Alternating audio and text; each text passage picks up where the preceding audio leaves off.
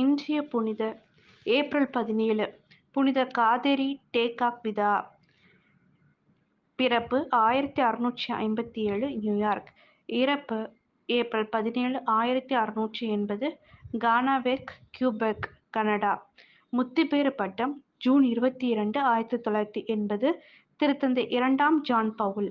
புனிதர் பட்டம் அக்டோபர் 21, 2012 திருத்தந்தை 11ஆம் பெனடிக்ட். சுற்றுச்சூழல் கைவிடப்பட்டோர் வெளிநாட்டில் வாழ்வோரின் பாதுகாவலர். காதேரி டேகாக்விதா 1657 நியூயார்க்கில் பிறந்தார்.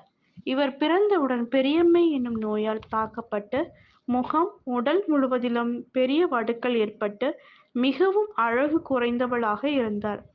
இதனால் அவர் தன் பெற்றோரால் கைவிடப்பட்டு அனாதை குழந்தையாக விடப்பட்டார்.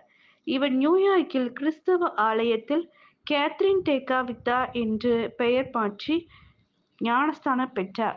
இவர் மோகாக் மக்களின் லில்லி என்றழைக்கப்பட்டார். இவர் மிகவும் பொறுமையானவராக திகழ்ந்தார்.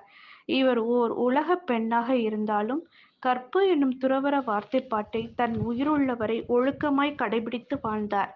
இவர் தனது 24ஆம் வயதில் கனடாவில் உள்ள கியூபெக் மாவட்டத்தில் மாண்ட்ரிலின் அருகிலுள்ள கானாவக் என்ற இடத்தில் 1680ஆம் ஆண்டு ஏப்ரல் 17ஆம் நாள் இறந்தார்.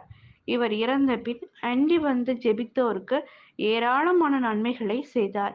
1980ஆம் ஆண்டு ஜூன் 22ஆம் தேதி திருத்தந்தை 2ஆம் ஜான் பவுல் அவர்களால் முத்திப்பேறு பட்டம் கொடுக்கப்பட்டது. பின்னர் 2012ஆம் ஆண்டு அக்டோபர் 21ஆம் நாள் திருத்தந்தை 11ஆம் பெனடிக்ட் அவர்களால் புனிதர் பட்டம் கொடுக்கப்பட்டது.